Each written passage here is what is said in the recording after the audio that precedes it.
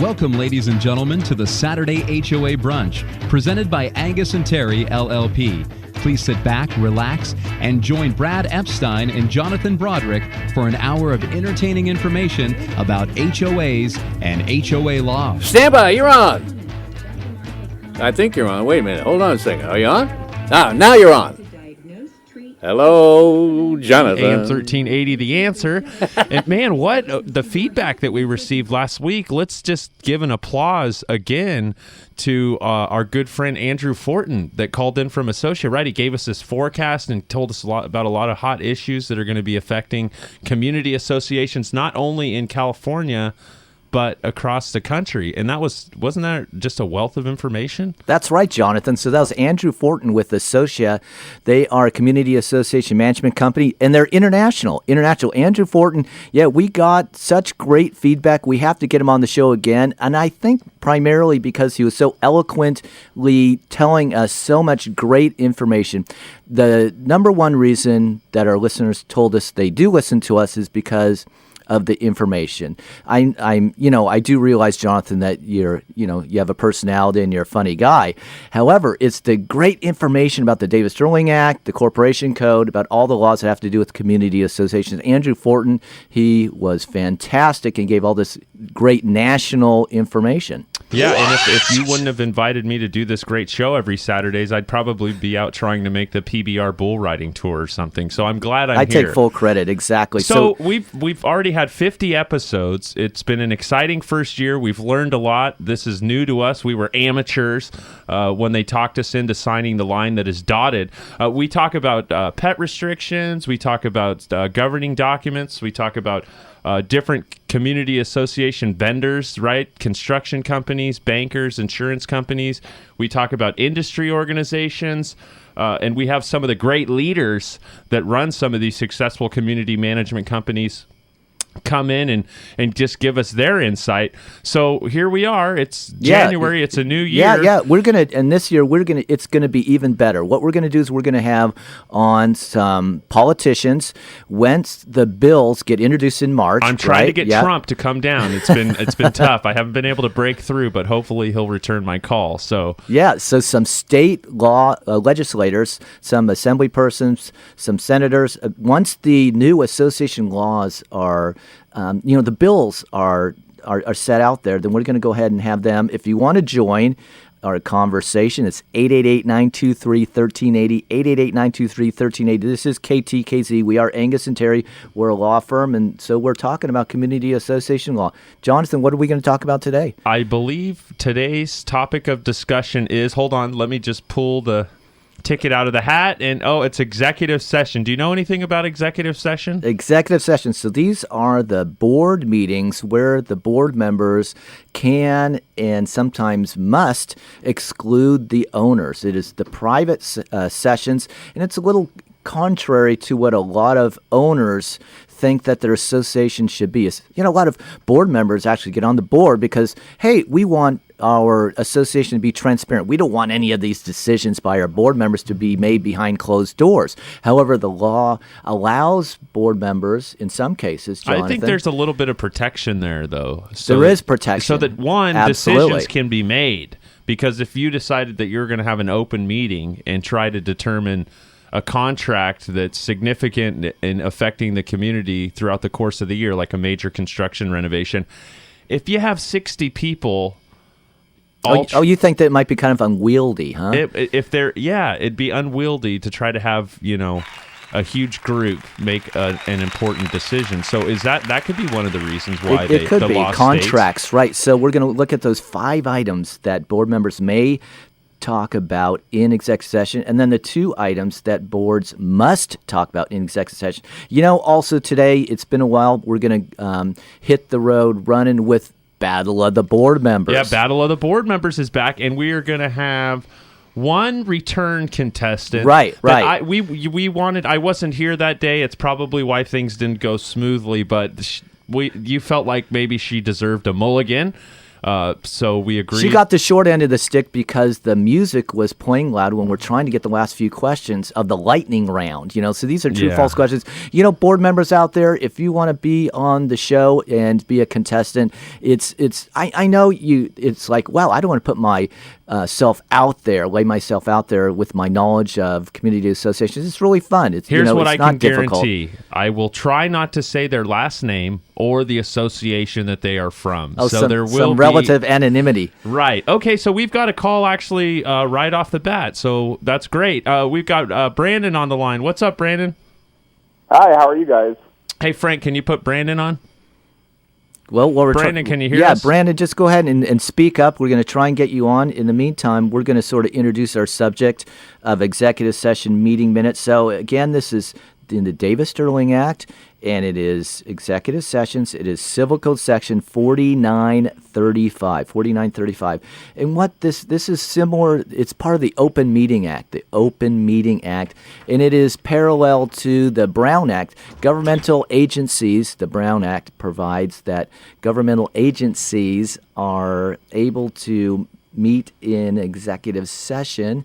And so this is similar. This is very similar. And board members can meet in executive session. And so, hey, I think we can get Brandon on the line Brandon, now, right? can you hear us?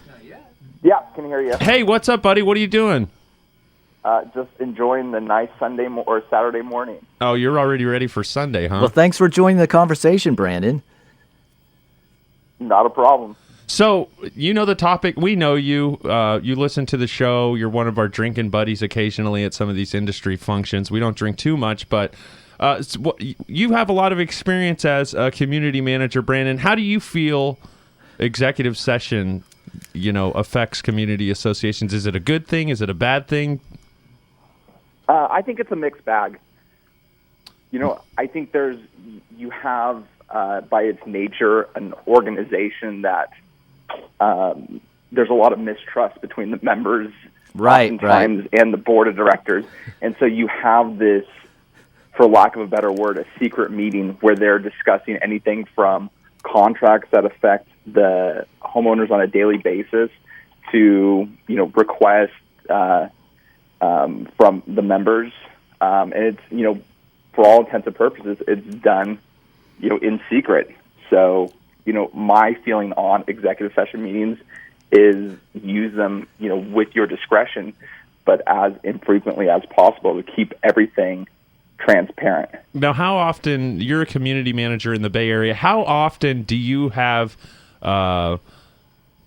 members of the community reaching out and that you kind of have to just shoo away and say, hey, this is something that we're entitled to be able to do to make good decisions on behalf of your community? Do you have residents that just come, hey, community manager, I'm going to rip your head off? Right. Do they complain, say, wait, I want to get in this meeting? Any kind of I'm interested, if you've ever, in your years of managing, ever had any confrontations, something like that where the owners are complaining, why am I being excluded from this meeting? It really doesn't happen all too often, per se, in that mode. But it's more like when the action is actually taken, a contract is signed and goes into effect. And you didn't pick their cousin to do all the plumbing or something, because everyone's got a friend that can do everything to make your communities better, right? Yeah. So it's really not necessarily the meeting itself. It's just when the policies or, whatever is discussed is taken into effect, is when it's, when you get the pushback. Also more so because it just affects people more directly is when you have a homeowner's request and they don't necessarily come to the meeting and they're just told of the board's decision. That's when you get a lot of pushback. If I see him, I will like because to kill him. They have a lot of excuses of, I couldn't come or whatever it may be. But, that's when I see it more often than anything else. Excellent. Hey, we've got to go to break, Brandon. We appreciate you calling in. Yeah, we'll see thanks you for soon, calling bud. in. Yeah. No. Talk to you soon, Brian.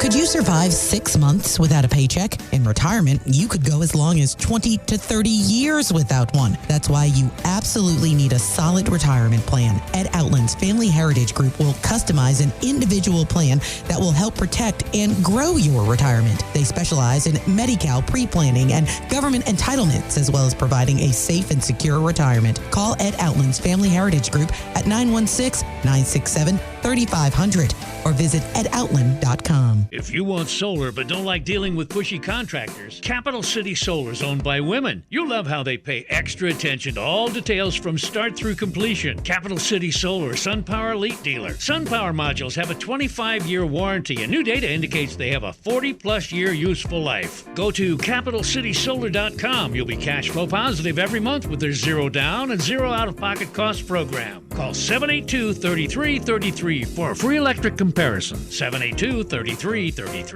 If your community association has a good relationship with their current management company, you can stop listening. However, if you are struggling with your current service provider, we'd love to talk with you to see if Omni Community Management would be a good fit.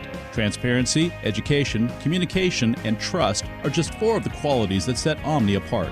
This is Rolf Crocker, CEO of Omni. Call us at 916-965-8964. That's 916-965-8964. Online at omni-mgt.com.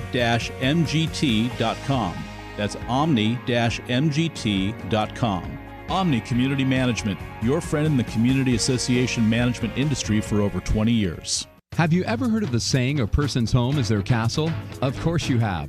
But sometimes a construction defect can turn your castle into a catastrophe. If this happens to you, you need proper and professional representation. You need Angius&Terry, LLP.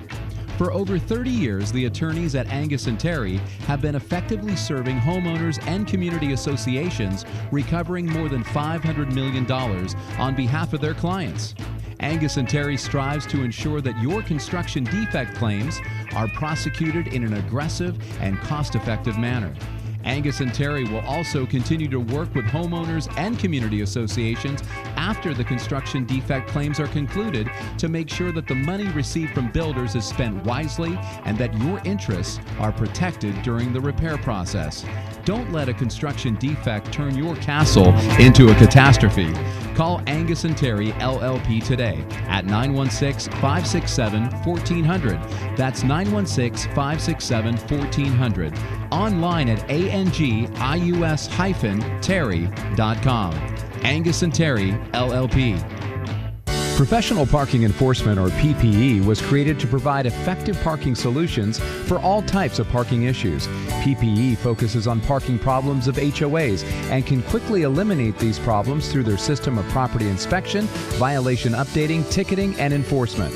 Contact PPE today at 702-283-0628, online at ppenv.com. PPE, promoting harmony in HOAs through parking and compliance enforcement.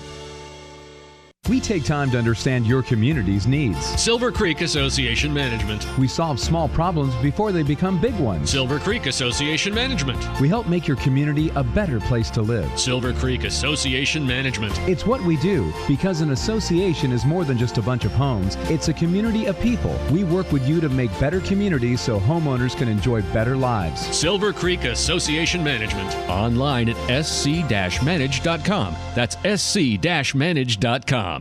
News, opinion, insight. AM 1380. The Answer. You're listening to the Saturday HOA Brunch, presented by Angius&Terry LLP. And now your hosts, Brad Epstein, Jonathan Broderick, and Viana Barbu on AM 1380, The Answer. I think we have a live audience. One of our Battle of Board member contestants. Virginia, are you on the line? I think she is on the line. Virginia?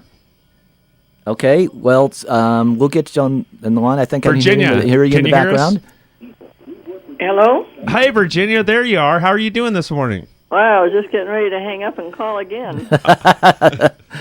Well, you are on the air, so great to hear from you. And, yeah, we're just talking about how the music came on at the end of the last Battle of the Board members that you were contestant on, and so we didn't think you really had a, sort of the short end of the stick. So how are you doing today? Oh, I'm doing fine. I just can't seem to get the program to hear what you're talking about.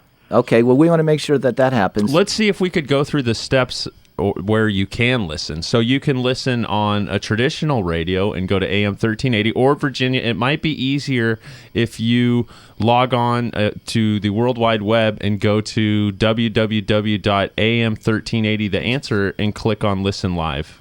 That's what I'm at. I've been trying to... All I'm getting is advertisement everywhere. Yeah, she just listens through the phone there, Jonathan. New year, I thought they spruced up some technology around here. Oh, so it is just... Yeah, you just keep listening through the telephone. Okay. Absolutely. Okay, so one of the things I wanted to cover with Brandon on the line, and this is going to be a quiz question, is when you have an executive session, okay, so that's close to the members. It's only the board members. However, you can indeed have the manager at an executive session and, of course, should have the association manager at an executive session. So that's permitted, and that's going to be one of our questions. Now, there's 5 items where the board of directors may, it's not a requirement, but may go ahead and meet in executive session. One is, the items are as follows: litigation, contracts, and that's relating to the formation of contracts with third parties, member discipline, personnel, or to meet with a member upon the member's request regarding the member's payment of assessments. And so, Virginia, did all those come through loud and clear? Were you able to hear that? Well, I got member discipline and member request. Yeah. So request for payment plan. So I'm going to cover them again. So you have, these are executive sessions. These are when board members may, they're not required to, but may meet in private and exclude the owners. Litigation, right? Lawsuits. Contracts, forming contracts. Member discipline. Personnel. So that's like hiring and firing of employees. Or to meet with a member regarding payment of assessments. So those are the ones that are made. So So it's not a requirement, Virginia. It is just when the board wants to do that. And sometimes it's a good idea to go ahead and meet in executive session, and in particular when it's litigation, when you're going to meet with your attorney, because when you meet with your attorney in executive session, then you keep that confidentiality. You keep that attorney-client privilege. They go hand in hand. It is confidentiality and the attorney-client privilege, and that's possessed by the board of directors. So let's say the association has a lawsuit against a builder for construction defects. Well, the attorney-client privilege is held by the board of directors. So the board of directors are going to make decisions regarding lawsuits, and they're going to be able to exclude owners, and actually they can keep it to themselves and make decisions, and then they can protect the conversations, the decisions from the other side, from the defendant, from the builder.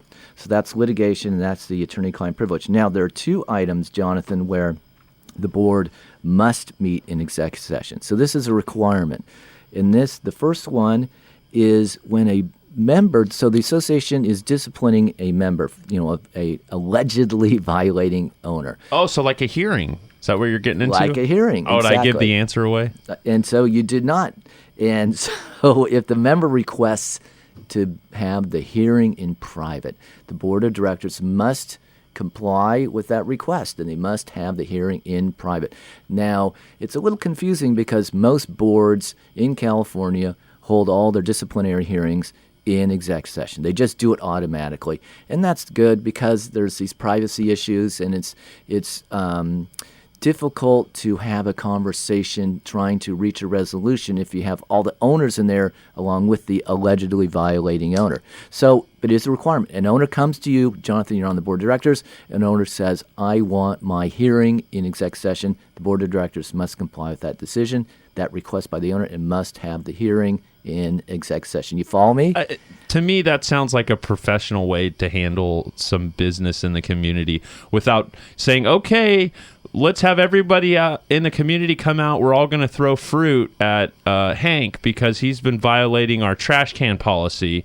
So we want to bring him into the open meeting. We want to have everybody rip into him, and then we're all going to decide on a punishment. I mean, that sounds like something they might do during the days of the Wild West, but right, it gets very unwieldy. Keep everything in the office. Maybe bring or in-house in a small room in the community with the board of directors, the violator. Maybe bring the attorney if you need to, and just handle it professionally.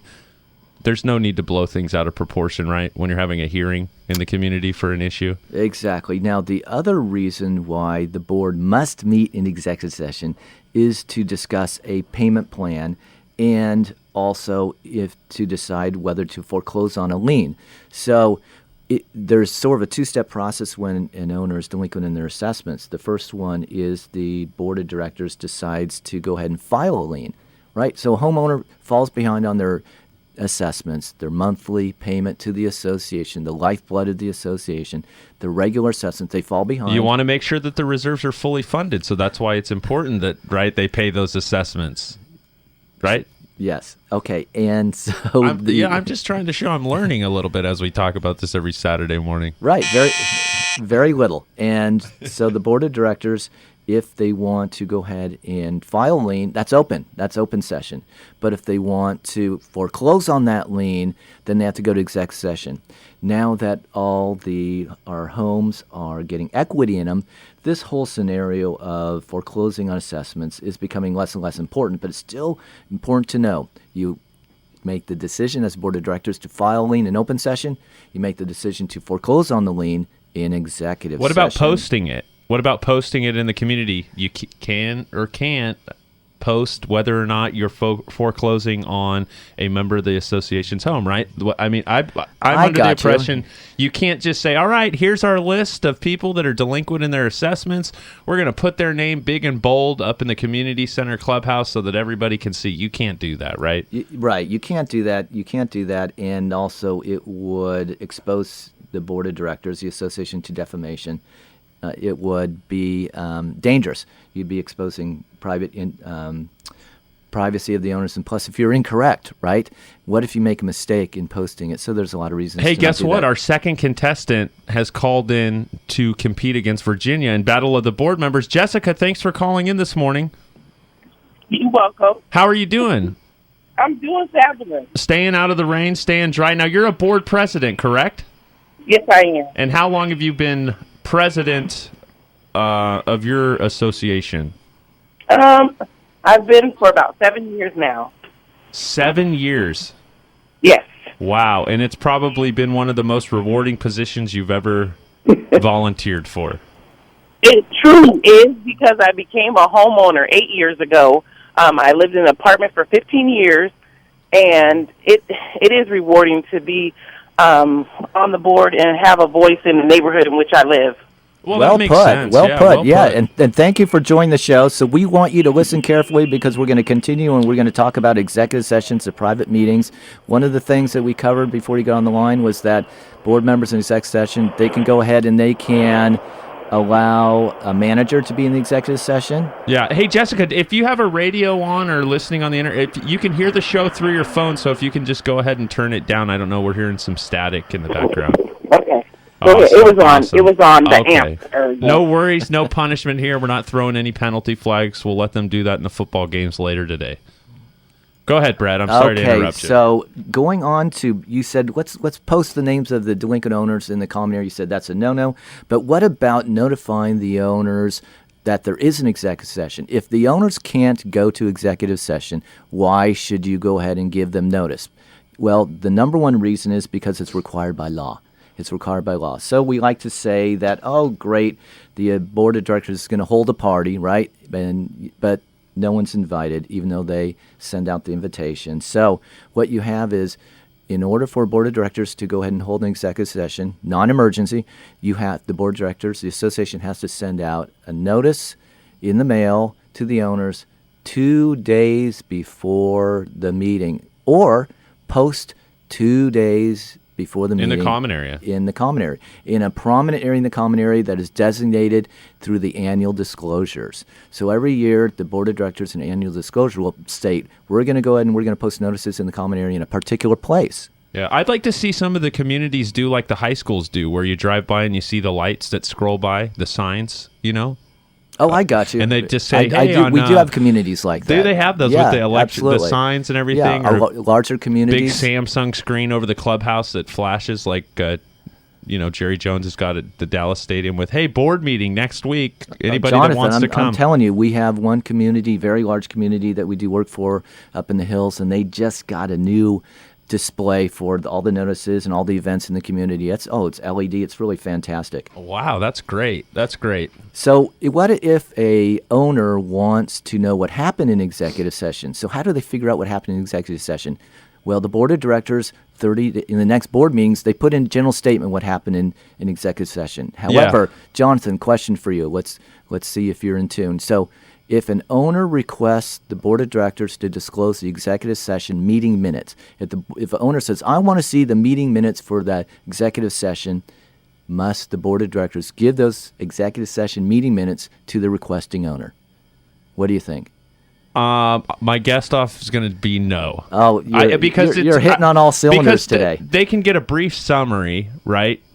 In whatever they will get a brief summary. There's a process, right, by law of what's disclosed, but there's some confidentiality in the whole process, right? That's why it's in an executive session, and the board of directors aren't supposed to walk out of the room and go over and talk to the community members like a little mouse and go, pss, pss, pss, this is what happened. This is what we did. This is why we did it. So-and-so didn't want to do it this way, but then we da-da-da. You know what I mean? Well put. Executive session meeting minutes are not disclosed to the owners. An owner cannot get those from the association. Association should not disclose those. Furthermore, you sort of hit on the subject of, well, board members have an executive session. Then they would be breaching their duty of confidentiality, which is part of their fiduciary duty of disclosing what was the other board members said in that executive session.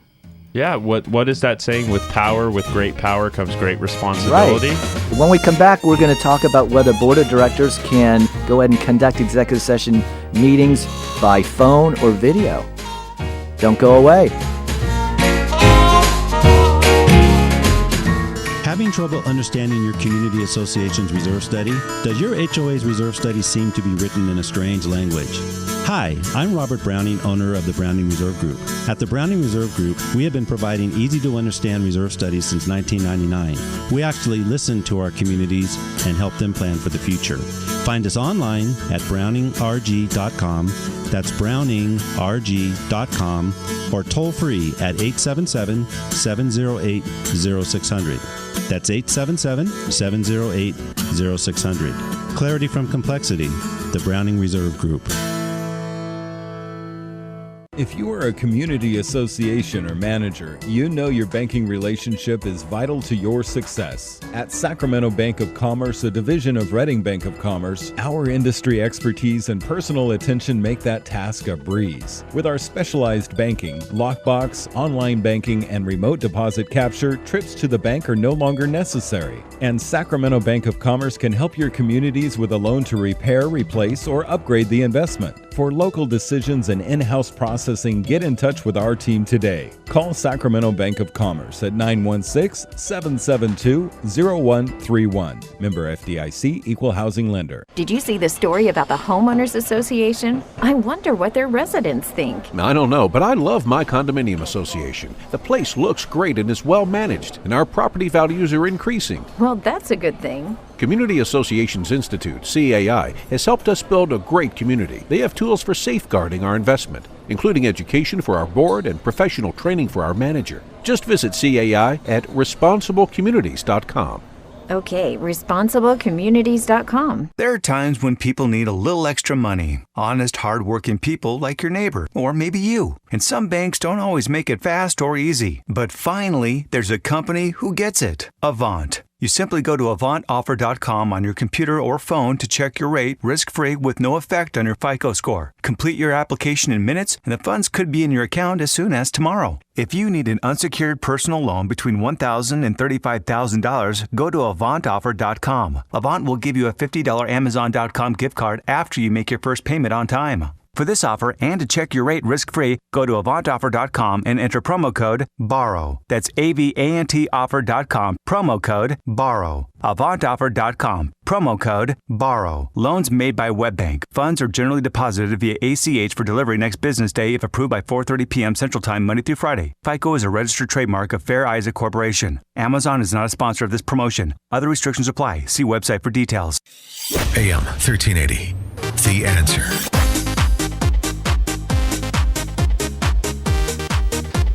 Well, welcome back on this rainy Saturday morning, the Saturday HOA Brunch. Counselor Brad Epstein and myself, Jonathan Broderick. Yeah, we are here and we're talking about executive session. And when we went to the break, we have Jessica and Virginia, two very experienced and knowledgeable board members. I've talked to both of them out at industry events before. And when we left, you said we were going to talk about executive session and whether or not it is legal to hold those by video conference or telephone. Yes, absolutely. Okay, so the only way they cannot conduct executive session meetings is via email unless there's an emergency. So executive session. And everybody has to be on the email, right? You can't just email one board member and then they pass it along to the board member. I just want to clarify, if you had to have an emergency meeting. I am just amazed at the knowledge that you're picking up, Jonathan. Well, I'm just fantastic. Because you can't you're just absolutely say, hey, right. You can't go, hey. Unanimity. Yeah, exactly. Right, here. Yeah. So, okay, hey, Bill, so let me reel you back in. So just real quickly, it's important to know, exactly what is a meeting, because board of directors, we can be accused of violating their duty of confidentiality and their fiduciary duty if they're conducting meetings without giving notice to the owner. So a meeting is defined as board members, a congregation, a majority of them, getting together to hear, discuss, or deliberate upon any item of business that is within the authority of the board. Item of business is anything within the authority of the board that has not been delegated. This is not going to be on the quiz, but just some added information. We're not going to have a question on material. That. It is. I know our board members are making sure that they're taking notes, and so they can do great in the contest at the end of the game, end of the show. So let's go back to those 5 items that board members may. It's not a requirement, but they may discuss in executive session. Like a name for this fancy list of 5. We should have something creative, like an acronym or something. All Is right. there something spicy that we can come up with? Why don't you think of that, and on the next show you can go ahead and announce it to everyone. All right. Well, go ahead. First, contracts. So the board of directors, as we mentioned, they may discuss contracts in executive session. They're not required to. And really, the law is a little bit narrower than that. It talks about that board of directors can go ahead and discuss in executive session the formation of contracts. And so you can see what the idea there is, that the board of directors, in order to really deliberate on which bidder to choose, they can go ahead and do that in executive session. And it would become difficult, unwieldy, if they were not able to do that in executive session. And common practice would be multiple bidders, 3 bidders, right? When you say bidders for a contract. No, it's all over the board. There's no requirement. There's no requirement to have 3 bidders. But generally, I would, if I was on a board, I'd have more than 1 bidder. You would. Okay. So I would have more than 1. So let's go ahead and counter that. Counterpoint. Okay. So the board of directors is going to go ahead and they're going to sign up someone to do some dry rot for $500. All right. I should step back real quick. It also depends on the significance of the contract. If you have, let's just use this example, Johnny the plumber that does all of your small plumbing needs and is on a not to exceed basis of $500. Okay, he's provided great service for the last 5 years for your community. I understand you're probably going to have 1 bidder. But if you're replacing $250,000 worth of dry rot and repainting the community, I think that you should probably have 3 to 4 bids. All right, so this is your personal opinion. It's not the law. Right. I think that's an excellent analysis. That's a very good analysis. The other day I was asked by a board, when should the board of directors have the attorney review the contract? I'd say if it's, over $15,000 for a construction project? I think... Take 45 minutes to an hour and have the attorney review it?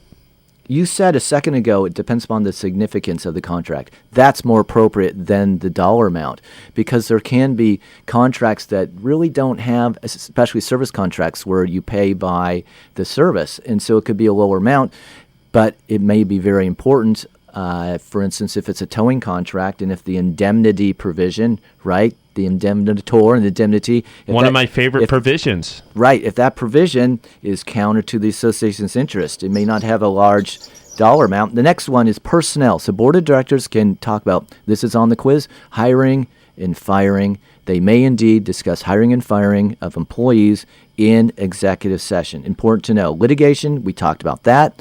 Board members can talk about litigation and should talk about with their attorney in executive session to keep that attorney-client privilege there.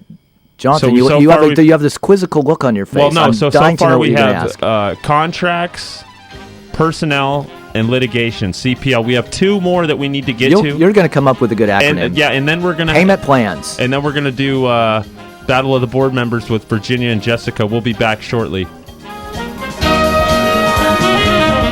Hi, I'm Morgan Fussell. My company, Broadband Agreements, negotiates cable television and broadband right of entry, access, and compensation agreements for your communities.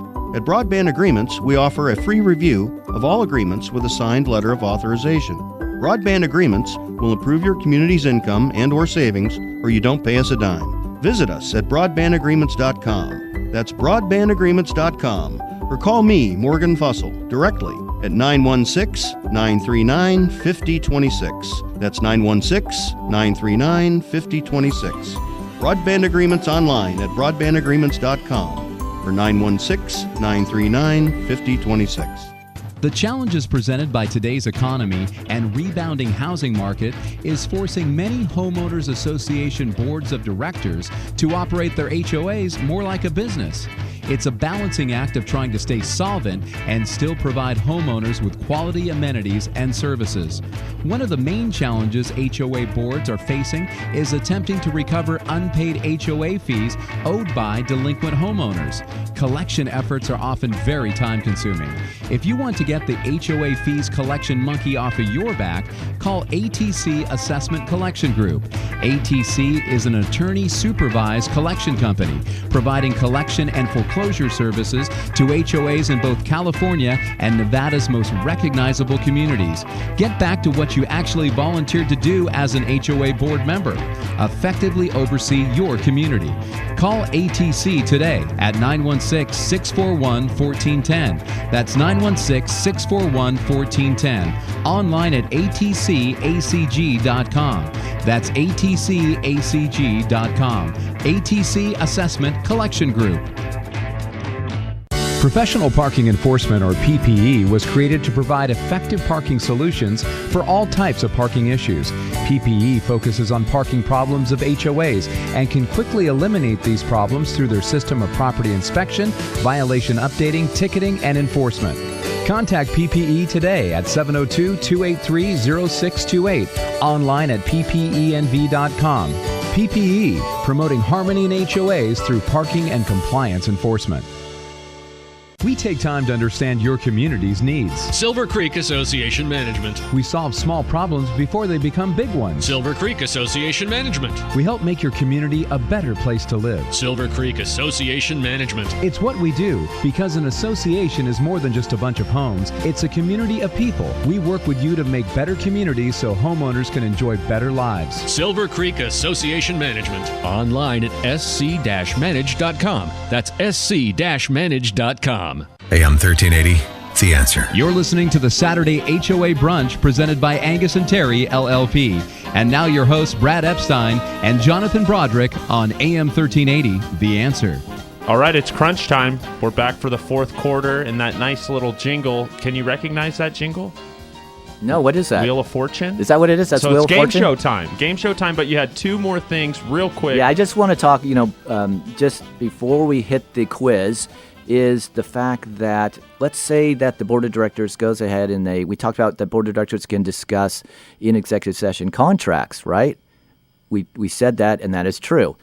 However, once the board of directors signs that contract, an owner can go ahead and get a copy of the contract. That's the Makes different law. sense. That's a sunshine law. Well, it didn't always used to be that way. Well, it's sunshiny now. So that's a difference. And also just want to mention that there is a difference between executive sessions and open sessions when it comes to posting notice. So it's 2 days notice for executive sessions. Jonathan, what do you think it is for open sessions? Man, that's an easy question, and I'm going to say it is... Oh, man, 4? It's 4 days. 4 Excellent. days. Okay. All right. So I think we're getting ready to go ahead and have our quiz. Let's just say hi to our contestants. Still there, Jessica and Virginia? Yes, I'm still here. Yes. All righty. Fantastic. Okay, so... I have a question, though, that you didn't finish up on. Yeah, the last 2 things that you can talk about in executive session. Is that your question, Virginia? Well, sort of. Okay, go ahead. I would like something clarified. When you said that they can meet with members for payment assessment or violation, well, that's one. But personnel, the hiring and firing of employees, there are no employees on the board. Okay, this is a excellent question, and it comes up once in a while, and the idea is, what exactly is personnel, right? Is it officers? Is it electing officers for the association? Or is it just employees? And the law is not clear. The law is that there's no clear answer. But where we don't really have employees, we don't pay anybody. Right. Are the volunteers considered employees of the association? It is unknown. There's no court case that has yet told us whether that is indeed personnel. There are associations that we represent that have employees, but the question is, well, we want to go ahead and we want to talk about our committee members. We want to go ahead and appoint them or terminate them. Can we do an exec session? The law doesn't tell us. All right, so we're going to get to the game. We want to have plenty of time. Jonathan, go ahead and tell us the rules. All right, here's the rules. There's going to be 2 rounds, 3 questions in each round. First, Brad's going to ask Virginia 3 questions, true or false. Then we're going to ask 3 questions to Jessica, true or false. We're going to repeat that sequence for the second round, and then we're going to go to the lightning round, which is 5 questions, true or false, and we're going to award a winner. First place, $100 gift certificate of their choice. Second place, $50 gift certificate of their choice. So there's no losers on the Saturday HOA Brunch. Okay. Virginia, you are up. First up. Are you ready? Well, I suppose so. I think you are ready. Okay. I have some questions, but I'm going to give it a good shot. Okay, excellent. All right, the best part of the show right here. So, question number 1 for Virginia, true or false? A 2-day notice is required for executive sessions. That is true if it's going to be closed. Excellent. Got it. Perfect. Number 2. Board members may not have managers attend executive session meetings. Let me say it again. Board members may not have managers attend executive session meetings. True or false, Virginia? False. Correct. Good one. Number 3. We just talked about this one, Jonathan. Virginia. Board members may discuss hiring and firing of employees in executive session. True or false? True. Perfect. 3 for 3. Man, she has taken advantage of this mulligan. Okay, Jessica, I have faith in you. 7 years as president of your community. Highest paying job you've ever had. She's having too good of a time. I'm hearing her laughing. It's making me laugh. Okay, Jessica, are you ready for your first 3 questions? I'm ready. All right. Executive session meetings may not be held via teleconference. That's false. Got it. Second question. Boards must hold disciplinary hearings in executive session if requested to do so by the owner who is subject of the hearing. That's true. Boards may discuss a delinquent member's request for payment, like a payment plan, in open session. False. Perfect. So we've got a tie. Neck in neck, we have a tie. Virginia, you're up. Round 2, question number 1. Boards may discuss their lawsuits in executive session. Let me say that one again. Boards may discuss their lawsuits in executive session. True or false? True. Perfect. Number 2. Boards may discuss contracts in open session. False. That is true. They can. It's just it's a decision. They don't have to. It's not a requirement. Oh, that's Okay. right. That's under they may have a Yeah. Perfect. It's all right. There's still a lot of game left. Oh, yeah. All right. Okay, just screw up. All right. Don't you guys? If you make me laugh, it's hard to say the question. Okay. Number 3. This is my favorite. The board holds the attorney-client privilege for the association. True or false? Say it again. The board holds the attorney-client privilege for the association. True or false, Virginia? True. Perfect. 5 out of 6 so far. Okay, Jessica, here you are. Second round. You just nailed the first round. Went 3 for 3. So here you go. Round 2. Are you ready? I'm ready. All right. Boards must disclose executive session meeting minutes to requesting owners. False. Got it. A 4-day notice is required for open meetings. True. Boards must take the decision whether to foreclose on a delinquent assessment lien in executive session. True. All right, 6 to 5. So we're going into the lightning round, and anybody can win it. Anyone can win it. Virginia, you are up. Okay. 5 questions. Number 1. Associations give notice of executive sessions by posting the notice in the common area. True. Executive sessions require agendas. Didn't discuss that, but I'd say false. It is true. Oh, my goodness. Yeah. So even though they're not invited to the party, you still have to post that notice with the agenda. Number 3, a board may not refuse an owner's request to inspect executive session minutes. Let me say it again. A board may not refuse an owner's request to inspect executive session minutes. I think that's going to be false. You are correct. I'm glad you got that one. Number 4, a board may deliberate about contracts in open session. This is the same one we had before. A board may deliberate about contracts in open session. True. That's right. Associations may not give notice of an executive session by U.S. mail. Associations may not give notice of an executive session by U.S. mail. What was the first part of that Sure. question? Associations. Oh, okay. Yeah. So give me the whole question. You got it. Associations may not give notice of an executive session by U.S. mail. False. Correct. Great job, Virginia. Great Down to job. the wire. Okay, it's time for lightning round for Jessica. Are you ready, Jessica? I'm ready. All right. Meeting in executive session preserves the attorney-client privilege. True. Decisions to file delinquent assessment liens must be made in open board meetings. One more time. Decisions to file delinquent assessment liens must be made in open board meetings. That's false. Ooh, that one's true. All right. Oh. Notice of executive session meetings may always be provided via email. False. Members may review contracts about non-confidential matters once the board approves them. True. What was that? True. Got it. The board must meet in executive session to discuss an owner's assessment payment plan. False. What was that? I said false. That one was true. You still squeaked it out. I accidentally hit the sure? wrong sound effect. What? Is it false? I thought it was okay. The last question. I think it's true. What do you think? You're the attorney. Oh, what did she say? I must have heard it wrong. She said false, but the answer is true. Right. So didn't both of them get 2 wrong? I have on my scorecard, which shows We both got 2 wrong.